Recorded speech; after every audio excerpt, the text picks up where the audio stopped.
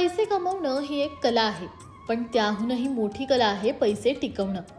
पगार येतो, व्यवसायातून उत्पन्नही चांगलं मिळतं, पण महिन्याअखेरीस काहीच उरत नाही. हे आपण अनेकदा ऐकतो, कदाचित स्वतःच्या बाबतीतही अनुभवलं असेल. पण असं का होतं? पैसा हातातून निसटतोय असं वाटतंय? मग हा व्हिडिओ तुमच्यासाठीच आहे. पैसा टिकत नसेल तर त्यामागे केवळ खर्चाचे गणितच नाही, तर काही सूक्ष्म गोष्टीही असतात. या गोष्टी इतक्या साध्या आणि सूक्ष्म असतात की आपण त्यांचं गांभीर्यच ओळखत नाही. पण लक्ष्मी देवीला प्रसन्न ठेवायचं असेल तर या गोष्टींचं भान ठेवणं फार गरजेचं आहे. सगळ्यात पहिली आणि महत्त्वाची गोष्ट म्हणजे घरातील स्वच्छता. लक्ष्मी देवी ज्या ठिकाणी अस्वच्छता असते तिथे अजिबात थांबत नाही.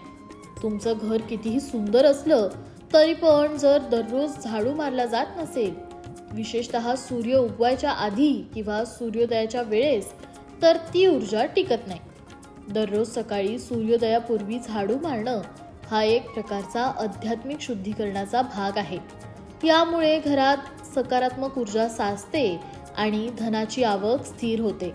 दुसरं म्हणजे घरातला कचरा. काही लोकांनी घराच्या कोपऱ्यात जुनी पत्र, अनावश्यक वस्तू, खराब झालेले भांडे, फाटके कपडे साठवलेले असतात. आपण म्हणतो वेळ आली की वापरता येईल, पण या गोष्टी घरात नकारात्मकता वाढवतात. अशा वस्तू लक्ष्मीचा मार्ग अडवतात. दर पद्धरवाड्याला घरात फेरफटका मारून पहा. काय नको आहे, काय फुकट जागा अडवतंय ते लगेचच दूर करा. आता आपण बोलूया भोजनाच्या सवयीबद्दल. अन्न हे लक्ष्मीचं रूप आहे. अन्नाचा अपमान, उष्ट अन्न पुन्हा पुन्हा गरम करणं, प्लेटमध्ये जास्त वाढून उष्ट पाडणं, हे सगळं अन्नदेवतेचा अपमान आहे. आणि अन्नाचा अपमान म्हणजे संपत्तीचा अपमान. जेवताना शांतपणे आभार मानून देवाच्या स्मरणाने जेवण केलं तर त्या अन्नात शुभ ऊर्जा साठते आणि ही ऊर्जा आपल्या जीवनात स्थैर्य घेऊन येते. तिसरी महत्त्वाची गोष्ट म्हणजे आपण दररोज कसे बोलतो, कसे वागतो, काय बोलतो. जर घरात सतत भांडणं, कटू शब्द, शिव्या गाळी चालूच असेल तर त्या घरात लक्ष्मी टिकत नाही. लक्ष्मी देवी ही कोमलता, सौंदर्य आणि सौम्यता यांचं प्रतीक आहे. जिथे कठोरता, अहंकार आणि राग असतो तिथे ती थांबत नाही. म्हणून बोलण्यात माधुर्य असू द्यावं. शिवाय दररोज सकाळी श्रीसूक्त किंवा लक्ष्मी अष्टोत्तर शतनामावली म्हणायची सवय लावावी. पैसा टिकत नसेल तर आणखीन एक महत्त्वाची गोष्ट तपासून बघावी. घरातल्या तिजोरीचा किंवा पैसे ठेवण्याचा कोपरा कोणत्या दिशेला आहे ते. वास्तुशास्त्रानुसार दक्षिणेकडचा कोपरा अग्नीचा असतो. तिथे पैसे ठेवले तर ते खर्चच होतात. उत्तरेकडील दिशा कुबेराची असते. तिथे पैसे ठेवले असेल तर पैशात वृद्धी होते. शक्यतो तिजोरी उत्तर दिशेला असावी आणि ती जमिनीपासून थोडी उंचीवर असावी. तिजोरीत कमळाचं फूल, लक्ष्मीची प्रतिमा किंवा चांदीचा एक छोटासा कासव ठेवावं. हे धनसंचयास उपयुक्त ठरतात. पैसा टिकवण्यामध्ये दानाचाही मोठा वाटा असतो.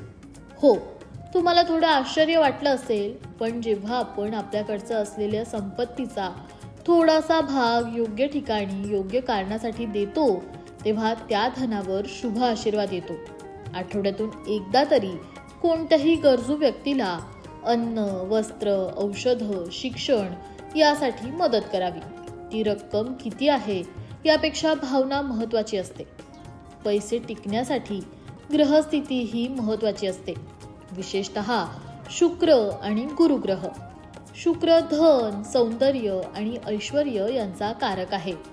जर शुक्र नीचस्थ असेल किंवा अशुभ दशेत असेल तर पैसे हातात येऊनही टिकत नाही.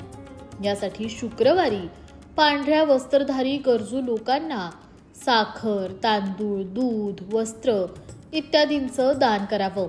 हे अगदी शुभ मानलं जातं. त्याचबरोबर घरात मनी प्लांट, तुळस किंवा श्रीयंत्र ठेवावं. हे केवळ शोभेसाठी नाही तर सकारात्मक ऊर्जा टिकवण्यासाठी असतं. दर शुक्रवारी देवी लक्ष्मीच्या पायावर गुलाबाचं फूल, साखर आणि कमळ हे अर्पण करावं.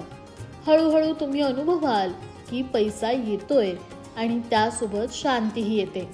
पैसा टिकत नाही हे चिन्ह आहे आपल्या जीवनशैलीत, विचारसरणीत किंवा ऊर्जेमध्ये कुठेतरी काहीतरी गडबड असल्याचं. त्यामुळे त्याचा आधी शोध घ्या, ती गोष्ट दुरुस्त करा. कारण पैसा ही फक्त नोटांची गोष्ट नाही, ती एक ऊर्जा आहे आणि ही ऊर्जा फक्त शहाणपणाने, समजूतदारपणाने आणि श्रद्धेनेच तुमच्याकडे टिकून राहू शकते. म्हणूनच आजपासूनच घरात स्वच्छता ठेवा, अन्नाचा सन्मान करा, वाणी मधुर ठेवा आणि पैशांचा आदर करा. कारण जेव्हा तुम्ही पैशांचा आदर करता तेव्हा पैसा तुमच्याकडे राहायला तयार होतो. तुमचं नशीब तुमच्या हातात आहे आणि लक्ष्मी देवी तुमच्या प्रत्येक शुभ विचाराच्या पाठीशी आहे.